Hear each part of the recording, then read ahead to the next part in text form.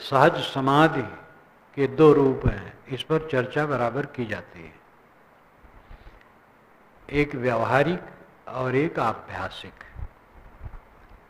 आभ्यासिक सहज समाधि है साक्षी भाव में रहते रहते संकल्प शांत हो जाना।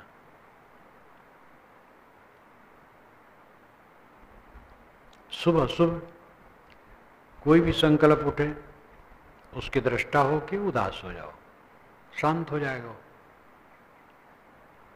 दृष्टा हुए कि दृश्य शांत हुआ। अगर दृश्य आते हैं तो तकलीफ नहीं दे पाते हैं। जब किसी वृत्ति में चिपक जाते हैं तब उसमें सुख दुख की कल्पना होने लगती है। और किसी वृत्ति में चिपके ना, दृष्टा रहे, त्यागते रहे तो चित्त हल्का रहेगा। दृष्टाभ्यास राजमार्ग है। दृष्टाभ्यास साधनों का सिर मुकुट है। साक्षी भाव, संकल्पों का त्याग, जिसका पूरा अभ्यास होता है, उठते बैठते चलते फिरते भी संकल्पों का त्याग करता रहता है। वो किसी निरर्थक संकल्प में चिपकता नहीं है। कोई काम की चीज हो, विचार करना अलग बात है, नहीं तो वो संकल्पों में नहीं उलझता है। संकल्प शांत होते रहते हैं तो चित्त शांत रहेगा। अभ्यास काल में बैठा है, संकल्प को त्याग दिया और निसंकल्प हो गया, ये सहज समाधि। आपका सहज स्वरूप चेतन है। चेतन मात्र रह जाना सहज समाधि है। और जब मन के विचार रहेंगे तो शुद्ध चेतन की स्थिति नहीं रहेगी। विचार शांत हो गए तो ये सहज समाधि है। आत्म अस्तित्व मात्र रह जाना सहज समाधि है। सहज समाधि लगावे। व्यवहारिक सहज समाधि है विकार विहीन रहना। खाते पीते, उठते बैठते, चलते फिरते, काम धंधा करते, हंसते बोलते, मन में विकार ना हो। क्रोध, काम, लोभ, द्वेष, ईर्ष्या, छल, कपट, चिंता, उद्वेग मात्र का अभाव। जितने मनोविकार हैं, अनुकूल प्रतिकूल, सब उद्वेग हैं। और जितने उद्वेग आते हैं जड़धारित हैं। ये दृश्यावली को लेकर के आते हैं और दृश्य क्षण क्षण लुप्त होने वाले हैं। उद्वेग शून्य रहना, संकल्प शून्य रहना, ये दोनों दो स्थितियां। जब संकल्प शून्य हो गया, ये आभ्यासिक सहज समाधि है। और उद्वेग शून्य है तो व्यवहारिक सहज समाधि। आभ्यासिक सहज समाधि कुछ समय के लिए होगी,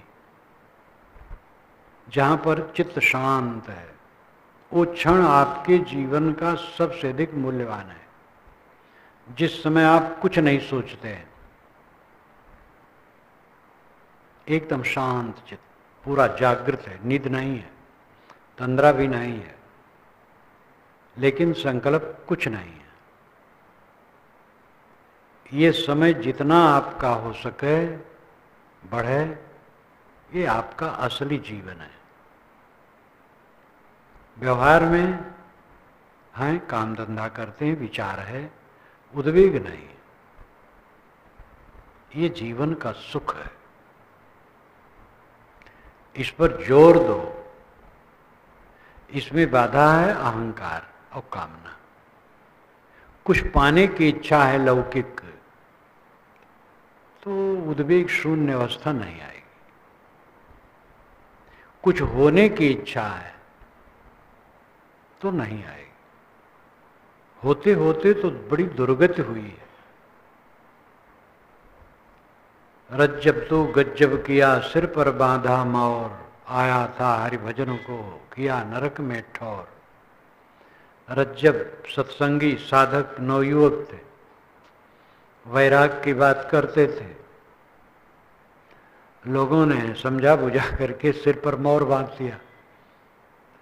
विवाह रचना हो गई, गुरु को मिले, गुरु ने कहा, मूर्ख आदमी, रज्जब तू गज्जब किया, सिर पर बांधा मोर, आया था हरिभजन में, किया नरक में ठौर। तो उसी समय उद्दरण हो गया, एकदम विरक्त हो गया। ये तो उदाहरण है। हम सब रज्जब हैं और गज्जब करते हैं, गजब करते हैं कि इस दुनिया में भूल जाते हैं, कुछ होना चाहते हैं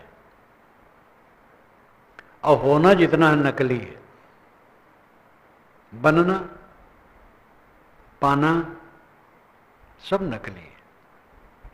जो हो बस उतना काफी है, शुद्ध चेतन हो बस, निर्विशेष, उसी दशा में रहो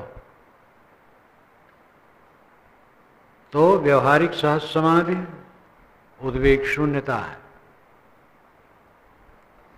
सहज समाधि लगावे, द्वार न रोके पवन न रोके, ना अनहद उर्झावे। द्वार रोकने का अर्थ है इंद्रियों को बंद करना।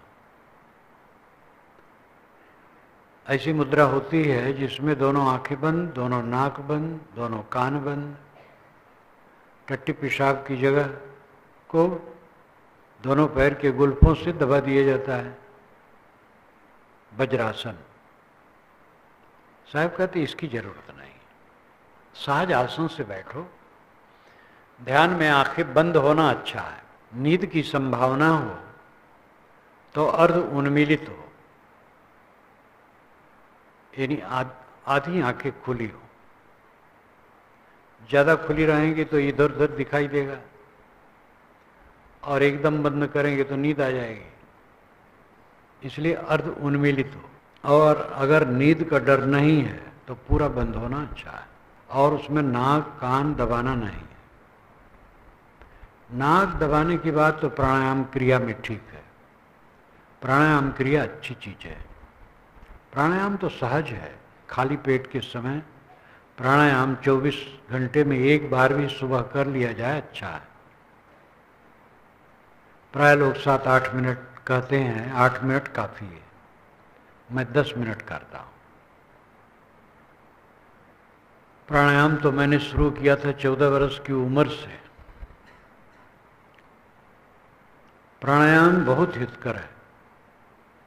तो प्राणायाम क्रिया में नाक दबाना वो ठीक है, लेकिन ध्यान में बैठे तो नाक दबाने की कोई आवश्यकता नहीं है। द्वार न रोके पवन न रोके, पवन रोकना वही हवा रोकना, इसकी भी जरूरत नहीं है। ना अनहद उर्झावे, अनाहत नाद सुनने की उलझन में भी न पड़े। अनाहत नाद या कोई भी क्रिया योग आरंभिक साधना के लिए ठीक है। चंचल मन को स्थिर करने के लिए कोई आधार चाहिए, और आरंभिक साधक तुरंत छलांग लगा के साक्षी भाव में नहीं ठहर पाएगा। संकल्प शून्य तो बहुत ऊंची चीज है, साक्षी भाव में भी नहीं ठहर पाएगा। वो कुछ अभ्यास के बाद तब साक्षी भाव में ठहर पाएगा। विशेष योग्यता की बात अलग है, जिसका वैराग तीव्र है, समझ तीव्र है, तो जल्दी से साक्षी भाव में ठहर सकता है। इसलिए दृष्टि योग, स्वर योग, नाद योग, बिंद योग, ये सब खूंटे हैं मन को बांधने के लिए। बंद आंखों में जो दिखाई दिया उसी में मन रोकते हैं, दृष्टि योग है। सांस पर मन ठहराते हैं, स्वर योग है। दोनों कानों के बंद करने पर जो आवाज सुनाई देती है, नाद योग है, उसी में मन ठहराना। एक बिंदु की कल्पना कर ली, उसी में मन ठहराते हैं, बिंद योग है। तो ये सब मन ठहराने के लिए आरंभिक साधन है। इसी को उद्देश्य मान लेना और यही मंजिल मान लेना गलत है। अनाहत नाद, कितने लोग तो नाद ही में बस शब्द शब्द शब्द सुरति, सुरत शब्द में लीन हो जाए, बस शब्द ही ब्रह्म है ऐसा मानते हैं, और जीवन भर शब्द सुनते रहते हैं।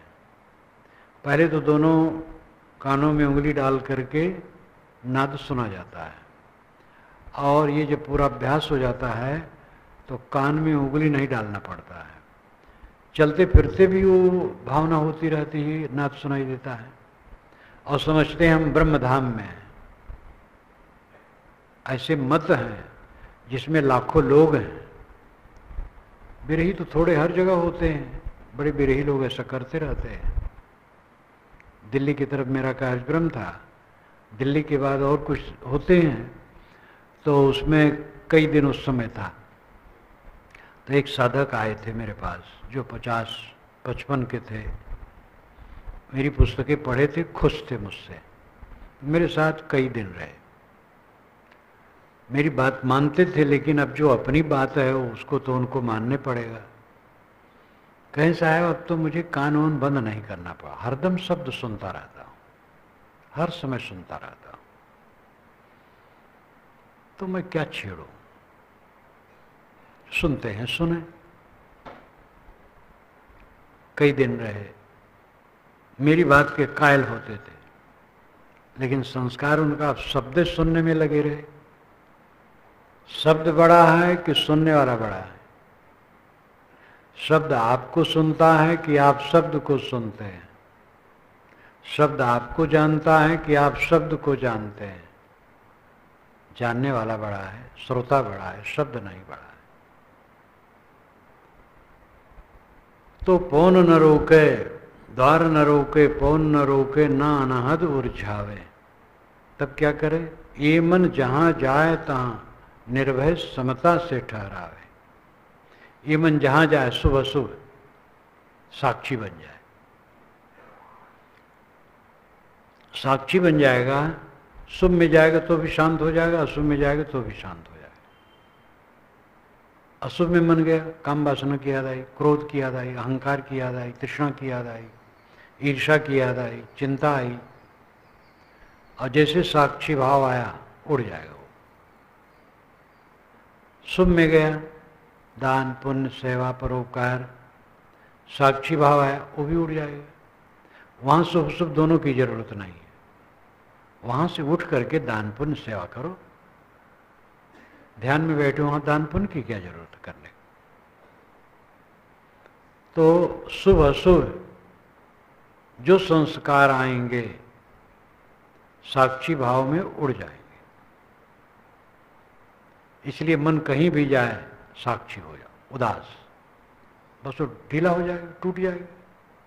बहुत बढ़िया रास्ता है और ये हर समय किया जा सकता है।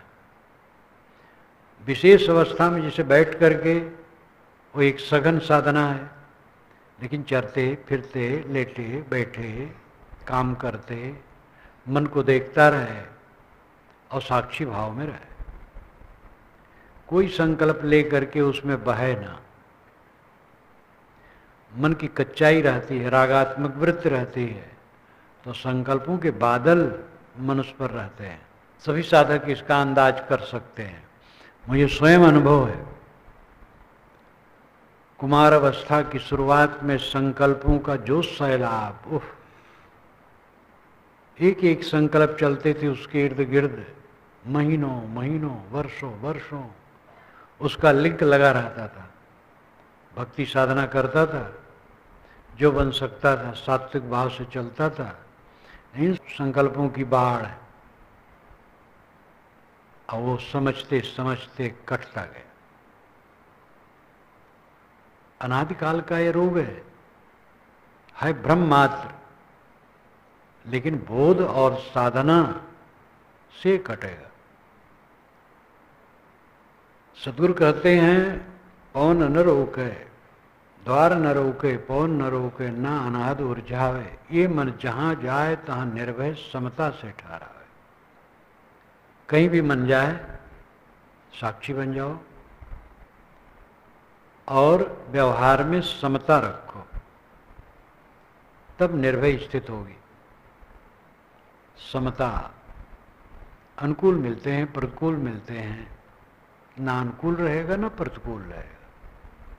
हमसे प्रेम करने वाला हमारे साथ रहने वाला नहीं, हमसे बैर करने वाला हमारे साथ रहने वाला नहीं। इसलिए प्रेम बैर जम जाल है ते बस जीव बेहाल, ताए त्याग गुरु बुद्धि ले सुखिया साधु सुचाल, ये मन जहाँ जाए तहाँ निर्भय समता से ठहरावे, कर्म करे और रहे अकर्मी ऐसी युक्ति बतावे। गुरु ऐसी युक्ति बताते हैं कि हम कर्म करते हुए निष्काम रहे, यही रास्ता और दूसरा रास्ता नहीं। कुर्वन्ने वे कर्माण जी विशेषतम समाह एवं तो ही नान थे तो अस्त ना कर्म लिपते नरे, वेद के ऋषि कहते हैं कर्म करते हुए तुम्हें पूरा जीवन जीने के लिए निश्चय रखना चाहिए, लेकिन न कर्म लिपते नरे, मनुष्य कर्म में लिपायमान न हो, एवं तो ही नान्य थे तो अस्त, यही तुम्हारे लिए है, दूसरा रास्ता नहीं। इतना ये अदल है, पूरा पारक है। न कर्म करो संभव नहीं है, कर्म नहीं करोगे जीवन कैसे चलेगा, और लिपायमान होगे तो सुखी कैसे रहोगे। काम करो कुछ न चाहो, सेवा करो कुछ न चाहो, कुछ न चाहने से गुजर नहीं होगा, गुजर और बढ़िया होगा। आप घर में हैं, 10 लोग हैं, सेवा का काम करो, जो ड्यूटी हो खूब करो और कुछ चाहो ना। आपको भोजन मिलेगा, कपड़े मिलेंगे, निवास मिलेगा और जो जरूरतें होगी सब मिलेगा, कुछ चाहो ना बस। कुछ न चाहना बादशाहत है। समझ ठीक हो और निष्काम हो जाए फिर क्या पूछना है। कर्म करे और रहे अकर्मी ऐसी युक्ति बतावे। सदगुरु ऐसी युक्ति बताते हैं कि कर्म करे और अकर्मी रहे, न कर्म लिपते नरे, नर कर्म में लिपायमान न हो। वेद के 2 मंत्र आगे पीछे हैं। ईशावास्यम इदम सर्वम यत्किंच जगत्याम जगत तेन तिक्तेन भुंजीता मां गृद्ध कस्य धनम। ईशावास्यम इदम सर्वम ये सब में, यत्किंच जितना जो कुछ, जगत्याम जगत जगत में जगत है, ईशावास्यम सब में ईश्वर बसाने योग्य है।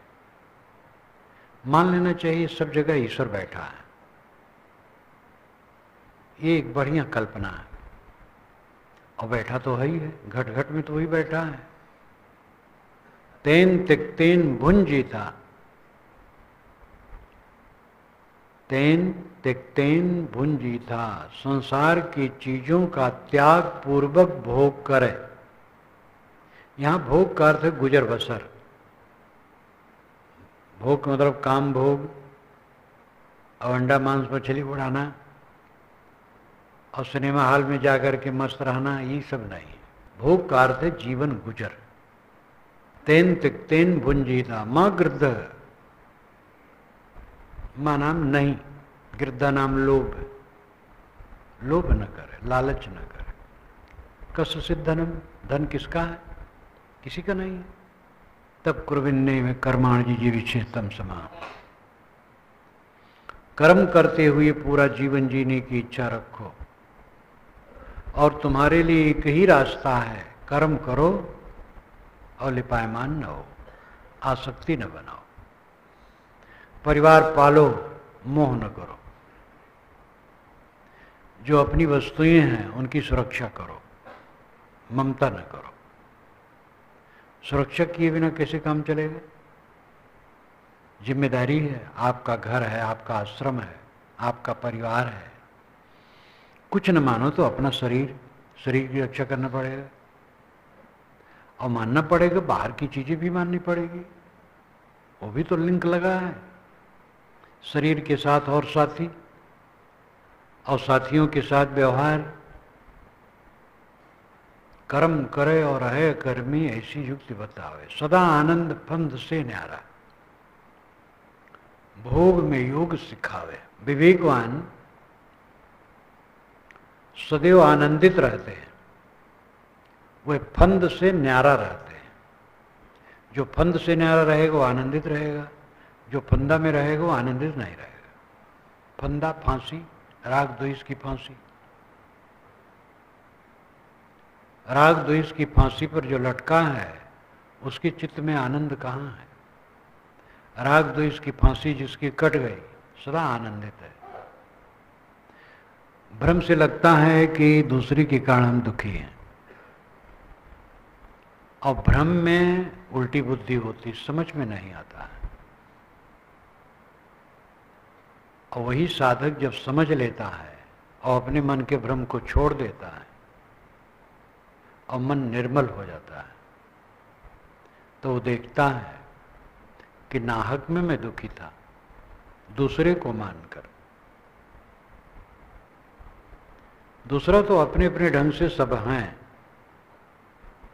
वो सबको हम बदल नहीं पाएंगे, और दूसरे सब खराब नहीं हैं, अच्छे हैं। भाव स्वभाव त्रुटियां सबसे आ जाती हैं। क्षमा करो और क्षमा मांग लो। क्षमा मांगना हर समय कोई जरूरी नहीं कि क्षमा करो अब गलती नहीं करूंगा कहो। गलती न करो वही क्षमा मांगना है। अपने से गलती हुई, समझ में आ गई, ग्लानि हुई, फिर वैसी गलती नहीं करना, बस क्षमा मांगना है। अपने को संभालो और दूसरों को क्षमा करो, बस रास्ता साफ है। जो फंद से न्यारा है वो सदैव आनंदित है, जो फंदे में आनंदित नहीं होगा। फंदा है राग द्वेष, फांसी है राग द्वेष। सदा आनंद फंद से न्यारा, भोग में योग सिखावे। सद्गुरु भोग में योग सिखाता है। भोग है प्रारब्ध भोग। जीवन यात्रा करते हुए योग में लगो। दूसरे ढंग से कह सकते हैं कि भोगी जीव को योग सिखाता है सद्गुरु। सब जीव तो भोगी हैं,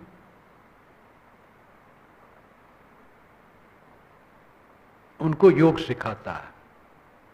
योगी कौन होता है? जो पहले भोगी होता है, भोग के बाद तब योग, दुख के बाद दुख से छूटने के लिए छटपटाहट।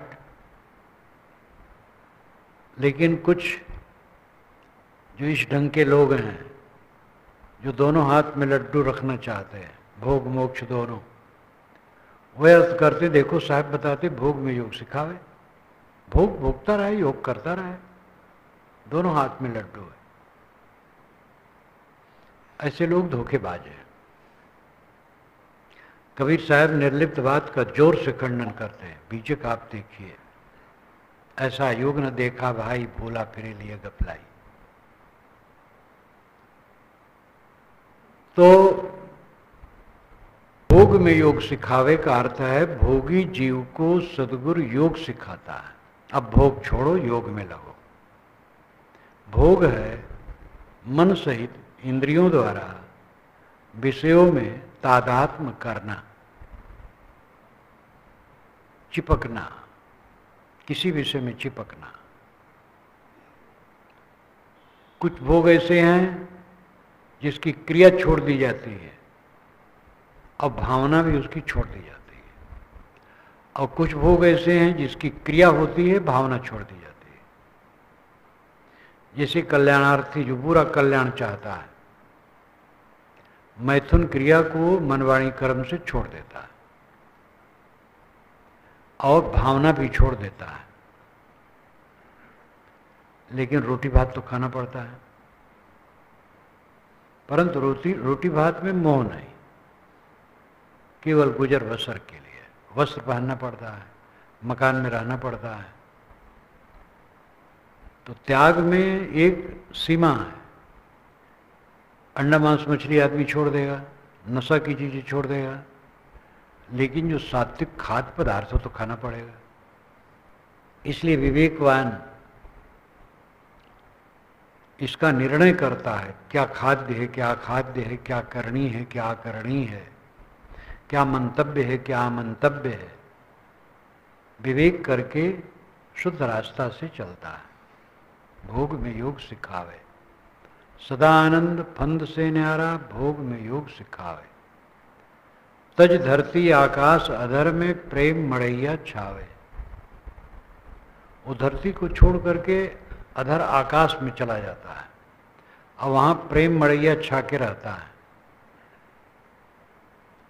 धरती है मलिनता, आकाश में जाना है स्वच्छता।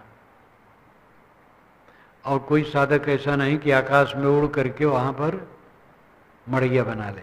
योग वासिष्ठ में आता है, वशिष्ठ जी को ध्यान करने की इच्छा हुई तो धरती पर जब बैठे तो तमाम प्रपंच चारों तरफ हल्ला गुल्ला, तो आकाश में चले गए। तो आकाश में जब गए तो वहां भूत प्रेत बैताल नाच रहे थे, तो वहां से भी और ऊपर चले गए। तो वहां से ऊपर जाकर के मन से एक मंदिर बनाए, उसमें बैठे। बड़ी बड़ी कल्पना, योग वासिष्ठ में बड़ी बड़ी कल्पना। जब एक पंडित को मैंने उसको पढ़ने दिया तो जो मिला तो कहा वशिष्ठ बड़े बेवकूफ थे मूर्खता की बात करते हैं, वो आकाश में क्या गए। हमने कहा पंडित हो करके ऐसा असभ्य शब्द क्यों कहते हैं। तो कई बकवास है, आकाश में कोई जाकर के मकान बनाएगा। हम कहे वो बेचारे थोड़े किए, ये तो लिखने वाले सब प्रपंच करते हैं, उनका दोष नहीं। तो धरती का लाक्षणिक अर्थ है मलिनता, आकाश का लाक्षणिक अर्थ है स्वच्छता। वो धरती को छोड़ करके आकाश में जाके प्रेम मड़ैया छा लेता है और उसी में रहता है। मन की मलिनता छोड़ करके शुद्ध प्रेम में बरतता है, आनंदमय। व्यवहार आपका बहुत बढ़िया रहेगा, समझ लो। आप नम्र रहें, विनम्र रहें, साथियों से घुल मिल के काम करें, दूसरे को श्रेय दें, मीठा बोलें। दूसरे से त्रुटि हो जाए तो आप त्रुटि न करें, दूसरा कट भी बोल दे तो आप मीठा बोलें, सेवा करें, सब बढ़िया होगा। किसी से त्रुटि हुई आप और तन गए, आपसे त्रुटि हुई दूसरा तन गया, अब दूसरा तन गया तो उसमें तो कोई बात नहीं, लेकिन आप न तने, स्वयं को देखना है।